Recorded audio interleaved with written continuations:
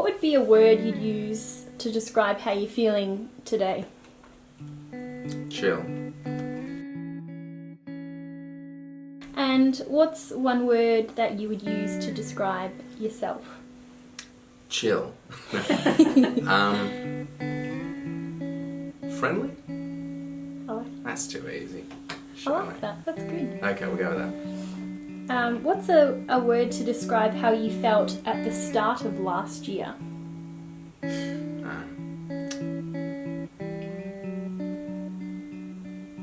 Nervous? And what gives you strength? My friends. And is there someone or something that really makes you happy, feeds your soul? My girlfriend Holly. Well, my name's Matthew Arter. I'm 22 years old. I have anxiety, specifically. And my interests are music, acting, and video games. How about that?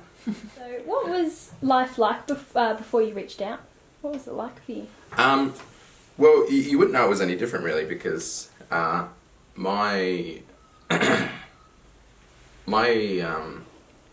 sort of struggle never really ended with a reach out. It was more of it was very internal.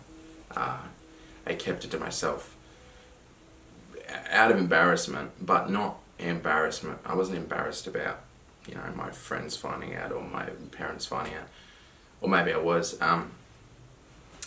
I was sort of embarrassed about my girlfriend at the time finding out. I was with her for a really extended period, so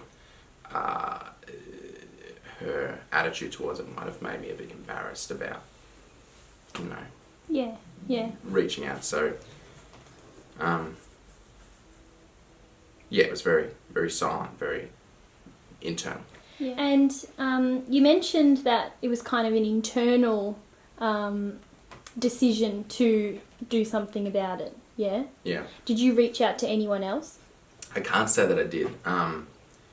My mum always kind of... Well, actually, I don't know if she always knew that I was super anxious, but she was aware that I was an anxious person. One time, and this is like after I sort of started being able to deal with it and kind of gotten over it, I was going on a long car trip, and car trips, being stuck in a car, makes me very uncomfortable. And she was like, why don't you take some medication? Or why don't you get some medication for it to make you feel better? So that was sort of like, that was good, because a lot of parents are weird about medication. I don't take medication.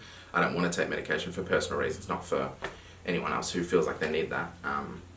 But it was cool to have her be like that. Yeah. So I guess she sort of reached out her own way there, but I can't say that in the period where it was a problem, I don't remember reaching out to anyone. But I have since then opened up about it more in a way that I've already sort of gotten over it, and now I can talk about it if it sort of resurfaces slightly, which only ever happens every now and again for me at the moment. Yeah. I don't get so anxious. That the things I used to get anxious about,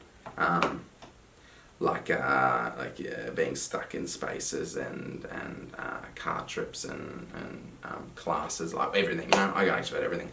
I think just relaxing and opening up and just, taking each day and just not worrying about things, just being chill. There's that word again. I would used to get anxious about going to the toilet. Used to get anxious about my stomach, and I'd be on a long trip, and then I'd be getting all worried, and my stomach would be gargling. And so I just get so nervous about my needing to go to the toilet on long trips, but then one day I was with my mates, Ben and Bruce, on a trip, and I was like, I'm going to shit myself. And they would just laugh, and we just laughed and laughed about the idea that I might shit myself. And then it was like, who cares? If I could go back in time, the person I was when I was a teenager, obviously the person you are as a teenager is totally different than the person you become. But what a nervous little wreck that kid was. Just a nervous, sort of shy dude. But, I did a lot of performing arts and stuff, so when I was in the right environment, the people who know me now are people I met then, and they would see me in that environment, and they would see the person that I was, usually, or they would get hints of it. But outside of that, some of my friends who I've known for years and years and years will say the person I am today, totally different than the person I was when I was 15. You shouldn't feel shame if you're suffering from a mental illness. My mental illness is fairly common, and a lot of people experience it in different volumes. The volume, how I experience it now, is very minimal. What I used to experience it was way up in the max. But I get the shame. I understand why people are ashamed, and I guess when I was at my max, there was a lot of shame. The shame can be a real thing for people, and you'll get to a point where you won't feel that shame. And for anyone, anyone that's watching, you will get to a point where you don't feel that shame. I promise.